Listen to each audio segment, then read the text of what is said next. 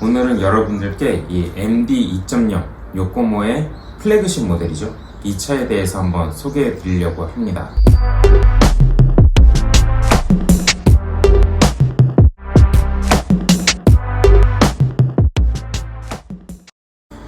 안녕하세요. 태멘토의 오방간지입니다. 오늘은 여러분들께 이 MD 2.0 요코모의 플래그십 모델이죠. 이 차에 대해서 한번 소개해 드리려고 합니다. 이 차가 출시된 지는 진짜 굉장히 오래되었죠. 요코모에서 MD 시리즈를 발표한 지도 꽤 되었고 1.0에 이어서 이 2.0이 출시가 되었었는데 이미 출시된 지는 거의 한 2-3년 정도 된 것 같아요. 2년 정도가량 된 것 같은데 이제서야 제가 한번 이 차를 다뤄보게 됐습니다. 간단하게 이 차에 대해서 좀 설명을 드리자면은 MD 시리즈 중 가장 최신 차량으로 요코모에서 플래그십 모델 차량입니다. 그래서 기존의 YD2 시리즈에서부터 진화했던 SD 시리즈랑도 많이 차가 차별화가 되어 있고 어느 정도 부분은 또 부품을 유사하게 쓰면서도 좀 다르게 쓰는 부분도 있습니다. 약간 이제 그 투어링 차에서 쌓인 노하우 이런 게 좀 많이 융합이 돼가지고 기존의 요코모의 드리프트 차량과는 조금 생김새도 좀 다르고 사용하는 부품들도 약간은 좀 다릅니다. 그래서 이 차가 솔직히 말하면 제가 써본 경험으로는 괜찮은 차입니다. 굉장히 괜찮은 차고 포텐도 높은 차인데 왜 이렇게 유저가 좀 적을까라고 생각을 해보면 첫째로는 차량 가격이 있겠죠. 차량 가격이 굉장히 좀 고가의 제품이기도 하고 둘째로는 기존의 요코모 부품들의 부품 호환성이 좀 떨어집니다. 그러니까 이 MD 2.0 전용으로 나온 부품들이 상당히 많기 때문에 기존의 YD2 시리즈부터 계속 드리프트를 즐겨 오셨던 분들 혹은 새로 입문은 하셨지만 좀 부품 수급이 원활한 차량을 원하시는 분들한테는 또 어느 정도 적합하지 않은 차량이라고 볼 수가 있겠죠. 근데 차 자체는 굉장히 포텐이 높은 차다 보니까 좋은 차는 분명하거든요. 이번에 그 카이라는 요코모 선수가 작년에 24년도 월드 TDC 대회에서 우승을 한 차이기도 합니다.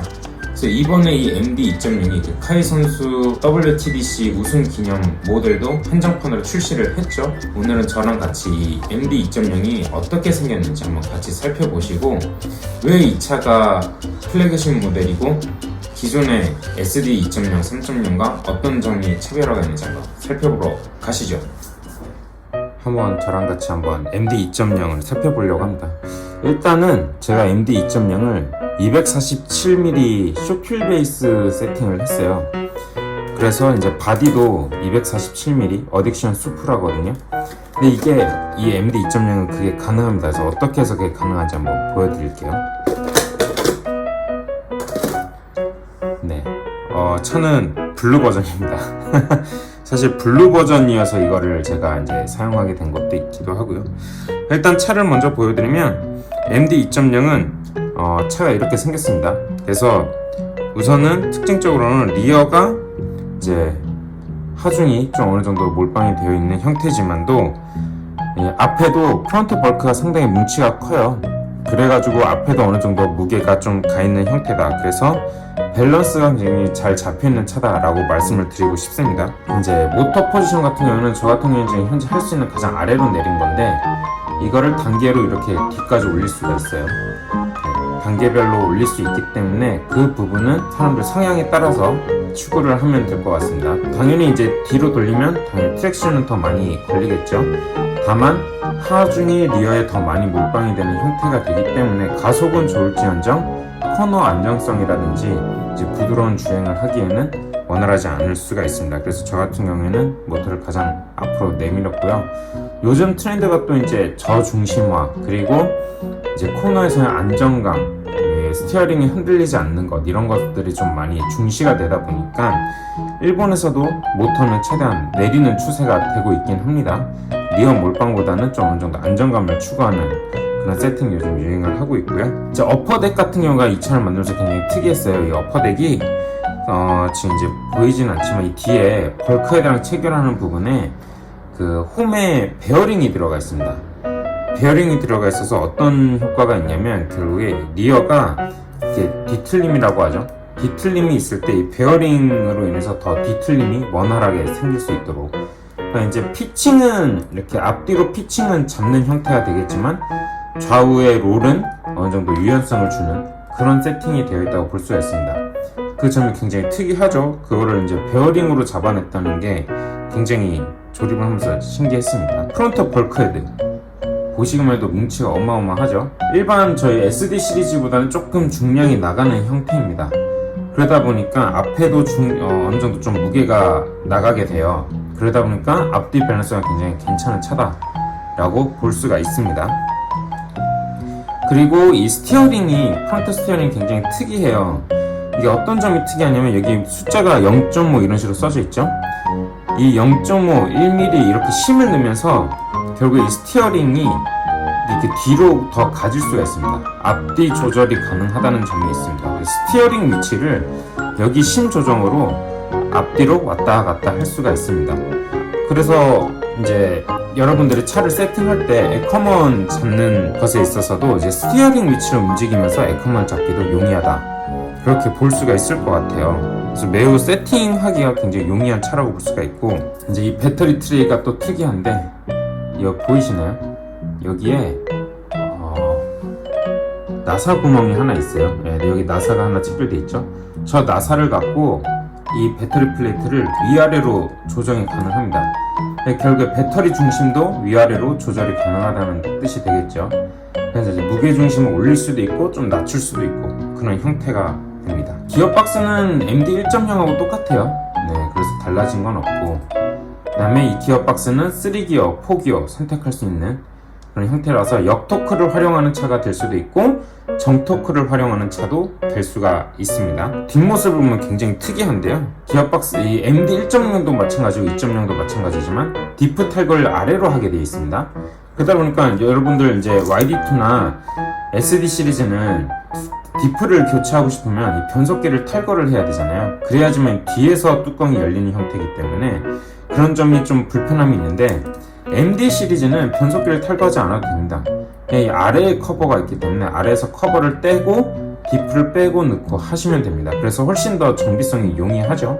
네, 그리고 여기 보시면 구멍이 이렇게 좀 뚫려 있습니다. 구멍이 총 6개가 뚫려 있죠. 원래 이 기어박스 자체가 나사 4개로 체결되게 되어 있기 때문에 이렇게 4개로 체결하든지 이렇게 4개를 체결하든지, 그 말은 무엇이냐, 이 리어 뭉치가 앞으로 갈 수도 있고 뒤로 갈 수도 있다는 뜻이에요. 그래서 이 뒤에 4개로 체결을 하려고 이 기어박스를 뒤로 빼면 260mm 휠베이스가 되는 거고요. 앞에 이 4개를 체결하려고 기어박스를 앞으로 당기면 247mm 휠베이스가 됩니다. 그래서 이 차는 여러분들이 따로 작업을 하지 않아도 손쉽게 247mm, 그러니까 숏휠베이스 차량으로도 만들 수가 있고 260mm 일반 휠베이스 차량으로도 만들 수가 있는 겁니다. 그럼 그렇게 되면 어퍼덱은 어떻게 되냐? 어퍼덱도 여기 지금 가려져 있지만 얘를 탈거하시면 여기 뒤쪽에도 구멍이 나 있거든요. 그래서 지금 제가 247mm 세팅이기 때문에 앞쪽 구멍에다 나사를 체결했지만 260mm로 하게 되면 이거를 전체적으로 뒤로 뺄 거잖아요. 그러면 이 뒤에 나사 구멍에다가 이 어퍼덱을 체결하면은 최종적으로 260mm 세팅이 됩니다. 그럼 이제 리어 암대도, 이 리어 암대가 이제 투어링식의 리어 암대예요. 보시면 아시겠지만 이 볼 조인트를 이용해 가지고 암대가 체결되는 형태입니다. 그래서 일반 암대, 그러니까 이제 핀 형태의 암대보다는 드롭량을 늘리기 쉽진 않지만 사실 솔직히 말하면 한 이 정도 드롭량으로도 저는 주행이 충분하거든요. 네, 어차피 차가 지변에 닿으면 한 이 정도 올라가게 되기 때문에 이 정도의 스트로크가 확보되기 때문에 충분하다고 생각이 들고요. 실제로 주행을 해봤을 때도 스트로크 량이 좀 부족해가지고 차 움직임이 부자연스럽다거나 어디선가 스핀을 한다거나 그런 현상은 없었습니다. 그래서 이 볼 형태라는 점이 어찌 보면은 사실 MD 1.0 때부터 약간 반감을 가져오긴 했지만 실제로 제가 써보니까 이게 그렇게까지 반감을 가질 필요는 없다. 이것도 나름 세팅하기가 나름 용이하다 라고 볼 수가 있습니다. 그 다음에 프론트를 살펴보시면 기존에는 이 프론트도 리어랑 똑같이 볼탑이에요. 그러니까 MD 1.0은 볼타입밖에 안 됐고 MD 2.0이 오면서 이제 기본 킥 구성은 이렇게 볼타입으로 되게 돼 있지만은 이거를 이렇게 저희 일반 YD2 시리즈처럼 일반 서스마운트 형태로 바꿀 수 있게 변경이 되었습니다. 그래서 이거 같은 경우는 제가 이제 옵션을 넣어서 프론트는 일반 서스 마운트 형태로 바꿨어요. 왜 그랬냐면 일단은 제가 말씀드렸다시피 이제 볼 타입이어도 충분히 스트로크 확보가 돼요. 그래서 프론트를 이 볼 타입으로 그냥 써도 되긴 하는데 문제가 뭐냐면 이 볼 타입이 앞뒤로 조절이 안 됩니다. 결국에 이제 저희가 캐스터나 그런 걸 조정을 해야 되잖아요. 아니면 미세하게 바디한테 맞추기 위해서 로어암도 위치를 옮기거나 이럴 때가 있는데 서스 핀 형태면 이런데 심이 들어가기 때문에 이 심 위치를 조절해가지고 이 서스 암 위치를 로어암 위치를 앞뒤로 왔다 갔다 할 수가 있잖아요. 근데 볼 타입으로 내면은 고정이거든요. 지금 비어있는 이 홀이 볼이 장착되는 구멍인데 여기에 그냥 고정이 돼서 로어암이 그냥 앞뒤로 움직일 수 없게 됩니다. 그런 고정 형태다 보니까 그런 부분에서 세팅하기가 어려움이 있기 때문에 저 같은 경우는 이걸 옵션을 넣었어요. 그래서 이 블루 색깔로 나온 거로 교체를 해서 사용을 하게 되었습니다. 그래서 차 전체적으로 보면은 다양하게 차를 활용할 수 있게 나왔고 플래그십이라는 그 이름에 걸맞게 세팅하기도 용이하고 굉장히 밸런스가 잘 갖춰진 차다라고 말씀을 드릴 수 있을 것 같아요. 어떠셨나요? 차가 생김새가 기존의 차량들과 상당히 다르죠. 물론 이제 안대 같은 것도 투어링 차에서 많이 차용을 한 부품들이 많아서 트랙션 자체는 굉장히 좋은 차입니다. 포텐도 굉장히 높고 제가 느끼기에는 기존의 SD 시리즈, 이제 요즘 SD 시리즈죠. SD 2.0, 3.0 이런 차보다는 확실히 성능은 좋은 차임이 분명합니다. 그리고 요즘 트렌드가 타각을 유지한 채로 코너를 고속으로 돌아 나가는 그런 세팅이 많이 유행을 하고 있기 때문에 리어 하중의 트랙션보다는 프론트에도 어느 정도 밸런스 무게가 들어가는 세팅을 선호하거든요. 근데 이 MD 2.0이 프론트에도 어느 정도 좀 무게감이 있어서 주행 안정성 그리고 퍼포먼스적인 측면에서 굉장히 유리하지 않을까라는 생각이 듭니다. 네, 오늘도 이렇게 영상을 시청해 주셔서 감사드리고요. 다음에는 더 신기하고 재미있는 소재로 여러분들을 찾아뵙도록 하겠습니다. 네, 이상 데멘토의 오방간지였습니다. 감사합니다.